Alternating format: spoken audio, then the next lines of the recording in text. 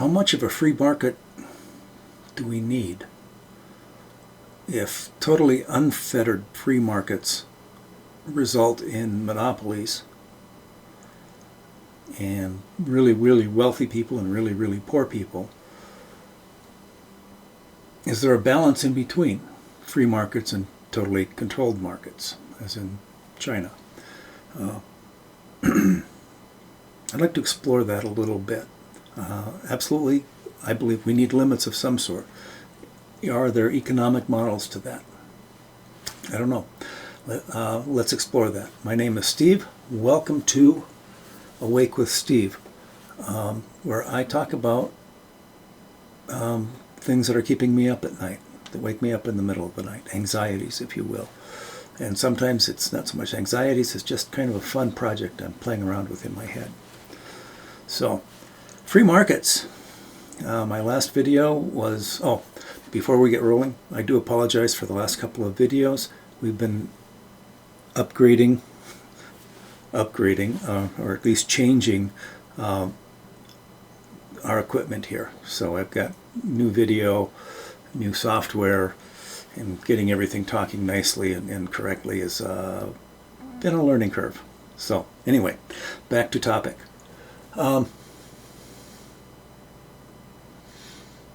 Free markets, unfettered, really do not operate the way people think they do. They operate in a mode where you're free to acquire as much resources as you want,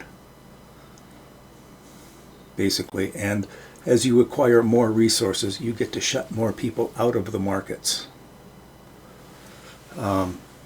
So I think what I want to do here is talk a little bit about what the right wing, or the populists, or whatever the free market people are, what they consider to be a free market, what kind of freedoms they think are necessary for a free market. And then just to touch base, talk a little bit about the assumptions there and some of the consequences. And then I want to just touch base on 4 freedoms that Franklin Delano Roosevelt, who pretty much authored the New Deal, which came into effect during the 1930s Depression and war and time after that, up until the mid-60s. So, and then I want to talk a little bit about a book I'm reading by Simon Sharpe, 5 Times Faster, where he actually looks at different ways that government can speed up the process. Government can actually speed up the processes of making transitions in technologies, of coming up with new economic tools, and how they can actually contribute to an economy by participating more in it. And then also talk a bit maybe about economist Joseph Stiglitz's idea of freedom. So, the freedom for the totally free market hypothesis, as defined in the as defined by the right wing in the United States. This is from a speech by Ted Cruz. The freedom to work, the freedom to enjoy the fruits of one's labor, the freedom to own and control one's own property, and then the freedom to participate in a free market, to contract freely for goods and services, and to achieve one's full potential without government limits on opportunity, economic independence, and growth. Okay. Sounds kind of wonderful, doesn't it? Okay, here's some of the problems with that. One, there's an assumption under there somewhere that when you work for somebody, you're getting a living wage. Because if you're not getting a living wage, you do not have the freedom to enjoy the fruits of your labor, and you do not have the freedom to control your own property, because you can't afford property. Which, just incidentally, if you think back to the original Constitution of the United States, if you didn't own property, you didn't have rights. Bottom of that contract right there. You didn't. Big discussion went into the Constitution as to how much influence people who don't own property, who are not wealthy, should have in government. And the general consensus was of the signers, not a lot. Okay, so you keep women out, you keep slaves out, and you keep poor people out, poor men out. Yeah. They're not important, right? So anyway, back to this.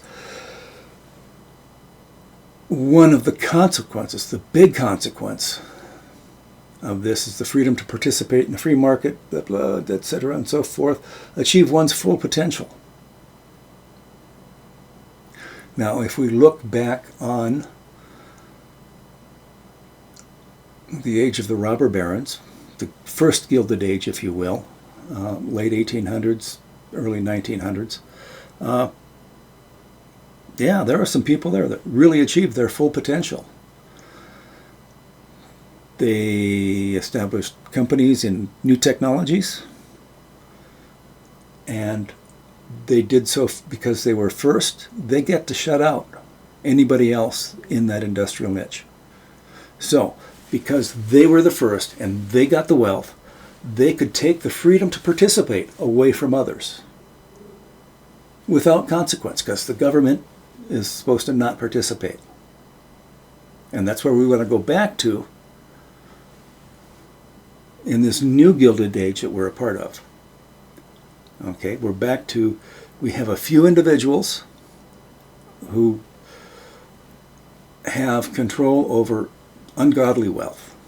You know, Elon Musk, richest man in the world, is, you know, worth billions of dollars. His companies are probably in toto approaching $1 trillion in all of the companies that he's working with.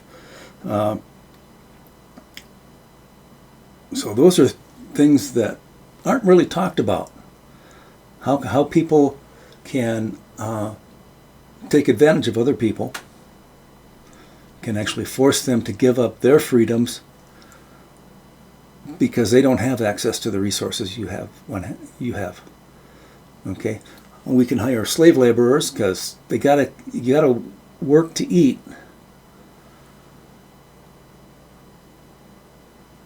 But the bosses of the companies, the people that own the companies, aren't going to pay you enough to do more than barely eat.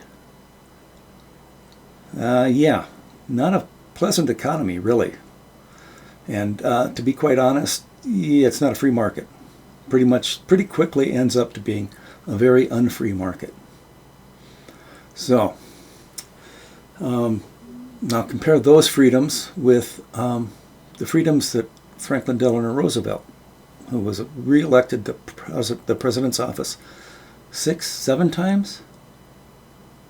He's elected in 32. Anyway, a lot. And his tenure is the reason that we have a constitutional amendment limiting the number of terms a president can serve to 2. But his 4 freedoms were the freedom of speech, freedom to worship God in your own way, and then the freedom from want and the freedom from fear. Now, I'm looking at those last 2 and going, that incorporates a lot of stuff that the 4 freedoms of free markets don't even talk about. Freedom from want. You get enough to eat. You have a shelter over your head. You have friends. You can move between jobs. The freedom from fear. You don't have to worry about somebody forcing you to do things, forcing you out of your house, forcing you to a new job. You don't have to worry about people forcing you into jail because you said the wrong things. You get to worship whoever you want. Sounds a lot different than what is coming from the right wing in most of the world, actually. So, anyway, I'm reading a book, 5 Times Faster, by Simon Sharpe, link in the bottom description below. And he talks about an economy where government has a role to play. Yes, you still have freedom of opportunity, basically, but you do not have the freedom to take advantage of that and take away other people's freedoms as a result.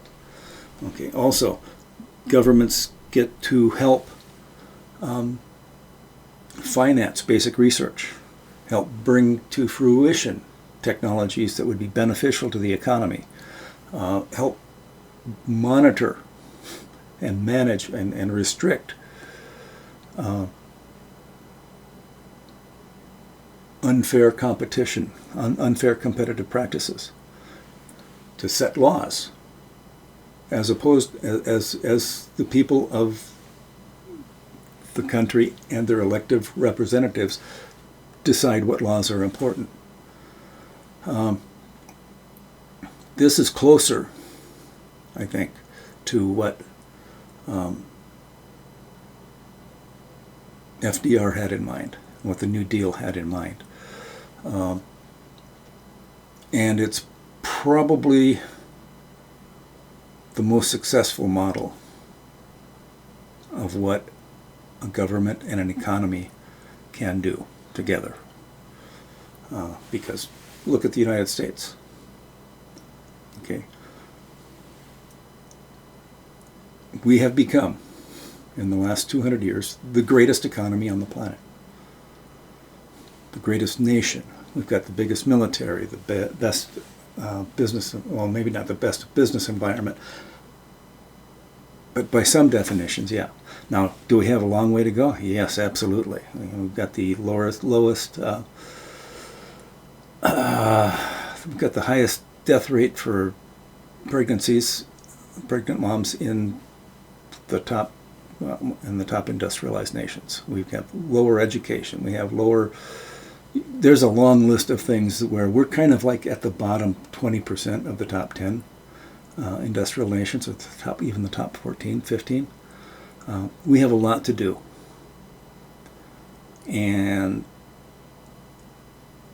we're going to need all of these people in full health working really hard to get us through the next 20 years. And if we're going to insist that,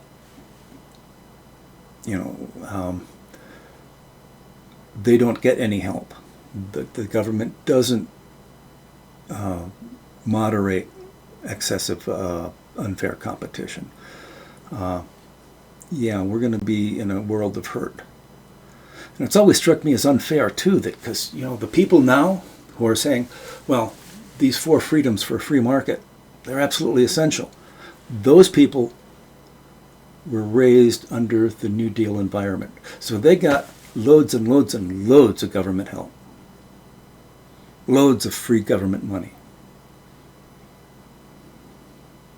And now they're saying, no, people shouldn't get that. So basically, far right, as far as I can see around the world, is, I've got mine, screw you. So anyway, it's interesting to look at how Simon Sharpe talks about utilizing this more intrusive form of economic government intrusion, and that is to accelerate the rate at which we tackle some of the big problems we're facing. Global warming, demographic collapse, pollution, more and more, just like we got to push harder towards these goals, resolving these issues, and the vested powers that be don't want to do that. And so because they have a lot more money right now than a lot of the startup industries, the vested interests get to push everybody around and keep control and put us further and further behind the 8 ball until such time as the free markets overrule them. So anyway, another economist that I heard an interview on, Joseph Stiglitz, was interviewed on People I Mostly Admire, a podcast. And he had another definition for freedom, which I thought was really, really interesting. And that is, freedom is defined by the number of options that you have. So for instance, a billionaire, they can do whatever they want. They have an almost infinite number of options available to them. They can work, they can not work, they can go skiing, water skiing in the morning and winter ski in the afternoon. They can fly across the continent to view an opera show.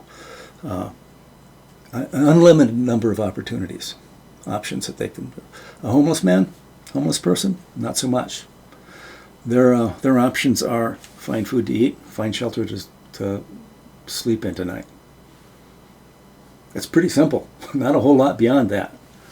So it's interesting. I've just started reading one of his books, and he's got a lot of books and a lot of papers. And yeah, he's published a lot of stuff. And another aspect of his economic theories that I like is he actually tests them against reality. What's real? Look what's going around. Does this match what my theories, what my equations say? If it doesn't, you change the equations. You don't ignore reality, which is kind of where the free market people, economists, they had really nice, elegant theories on stuff. Mathematically, very nice, and had little or no connection to reality. Again, for physics, you start out with a round cow, right? You simplify until you have the mathematics to handle what you want. That's what free market economists have done, in my opinion. So anyway, that's it for tonight, or this morning. Yeah, I've been up since 3 this morning because I woke up worrying about this stuff. So, see you. Have a good day. Bye.